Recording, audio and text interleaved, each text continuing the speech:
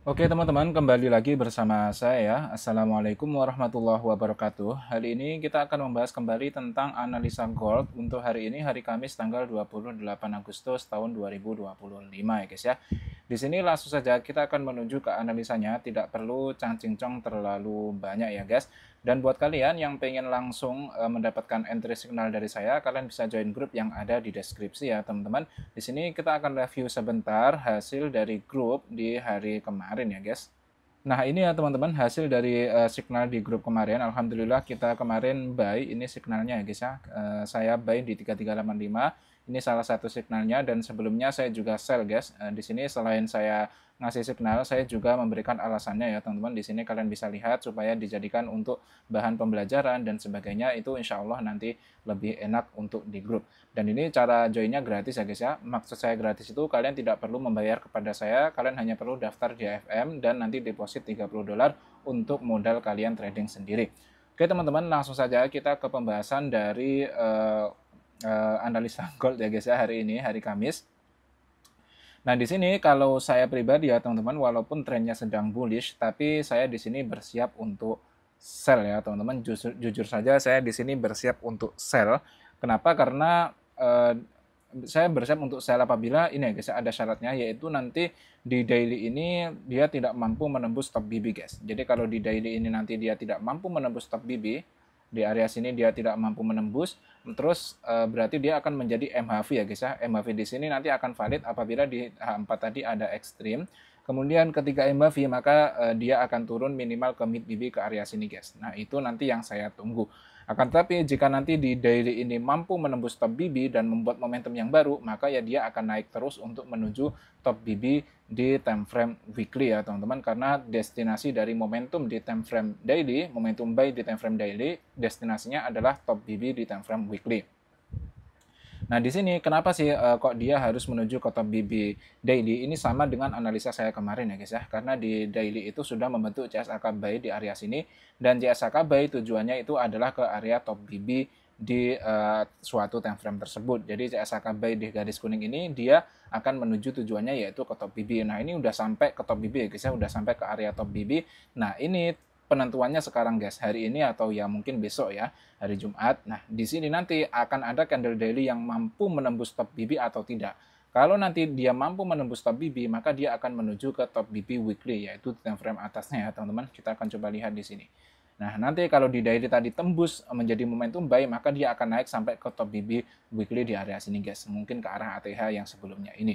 Tapi kalau feeling saya guys, di time frame daily ini sepertinya belum akan bisa menembus ya teman-teman.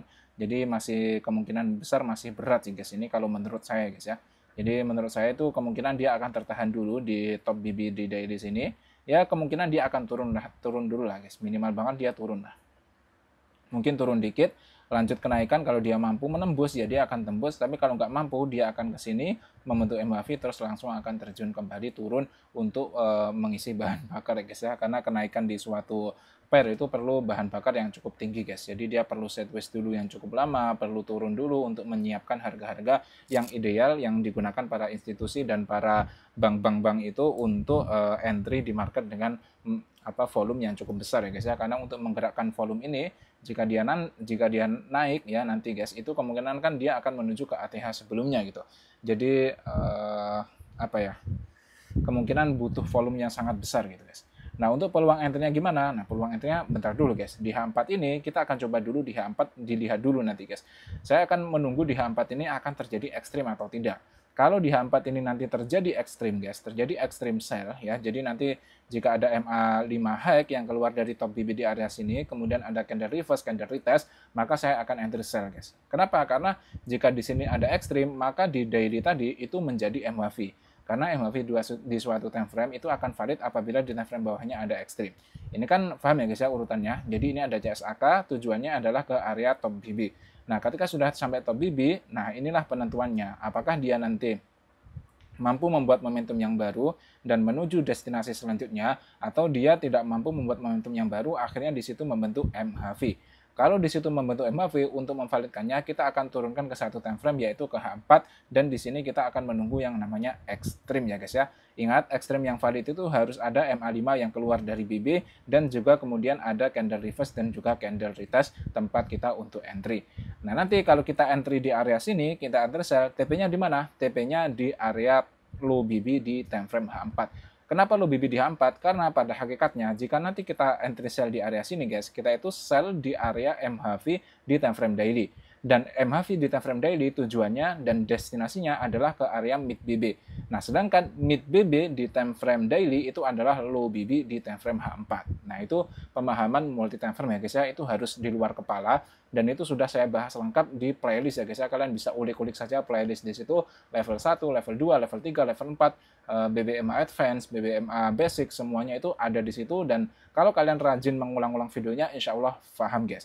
Dan nanti kalian tinggal melihat saja analisa saya, bagaimana cara menganalisa. Dan buat kalian yang mungkin tertarik, dan ini nggak ada paksaan ya guys ya, jika tidak juga nggak masalah, kalian bisa join saja ke grup untuk melihat bagaimana cara saya entry, kenapa kok SL, kenapa kok bisa TP, dan nanti lama-kelamaan kalian akan bisa trading sendiri.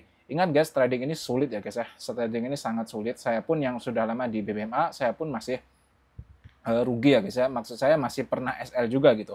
Dan mungkin kalian kemarin ada yang nanya, Bang, prop firm kemarin gimana? Guys, saya prop firm itu kalian kira saya selalu berhasil? Enggak ya guys ya. Saya buka-bukaan aja gitu loh. Saya prop firm itu yang loss, yang gagal ya, yang gagal ke bridge akunnya dari maksud saya akun yang gagal dibandingkan akun yang berhasil, itu masih banyak yang gagal gitu guys. Tapi ketika berhasil sekali itu kan menutup biaya-biaya sebelumnya gitu. Saya kasih contoh misalnya di WMT ya guys ya. Di WMT yang sering saya contohkan itu, misalnya kita beli yang akun $10.000 dengan maksimal loss 10% dan maksimal daily loss 2%. Itu kan harganya sekitar ya 700 ribuan lah. Kita beli sekali itu, dan kalau targetnya kan $1.000 guys ya. Targetnya $1.000, dan untuk withdraw pertama itu profit share-nya adalah 50%. Jadi kalau kita berhasil WD, maka kita akan mendapatkan $500 gitu. Dan sedangkan kita modalnya itu hanya sekitar $50, bahkan nggak sampai ya guys ya. Kalau kalian pakai link yang ada di saya itu ya sekitar 50 lebih dikit lah. Cuma sekitar ya mungkin 700 sampai 800 ribuan. Nah, itu saya gagal berkali-kali guys, sampai 3 atau 4 kali mungkin. Nah, baru setelah itu berhasil itu. Katakan kita gagal 4 kali wes. Katakan kita gagal 4 kali. Kalau di total, misalkan per akun itu $50. Misalnya ya, kalau gagal 4 kali berarti kita rugi $200. Tapi sekali TP, kita langsung, maksudnya sekali berhasil withdraw, kita tuh langsung withdraw $500 gitu guys. Dan 500 ini nutup sebelumnya. Nah, selain menutup itu, kita tuh dapat ilmu gitu guys. Jadi yang penting tuh ilmunya gitu. Jangan kalian ngejar profit terus gitu loh. Ya. Yang penting ilmunya. Kita gagal berkali-kali kan kita tahu, kita evaluasi, oh ini kemarin gini, oh berarti kayak gini, oh kayak gini, kayak gini, kayak gini. Nanti kalian akan paham gitu. Kemarin ada yang nanya, Bang, kemarin UMT-nya gimana? Aku nggak di-update, Saya loss guys. Saya loss, jujur aja saya ke bridge akunnya. Tapi saya beli lagi gitu. Ya itu kalau saya memang, mohon maaf, saya dalam tanda kutip modalnya sudah lumayan besar ya guys ya. Jadi saya misal modal 700.000 itu buat beli akun itu hanya sekian persen dari uang yang ada di tabungan gitu guys. Jadi ketika loss pun saya nggak masalah gitu. Bahkan saya mencoba-coba strategi itu, saya cobanya di akun prop firm gitu teman-teman. Dan ketika loss ya nggak masalah. Saya yang saya bilang tadi, yang loss sama yang berhasil WD itu lebih banyak yang loss-nya.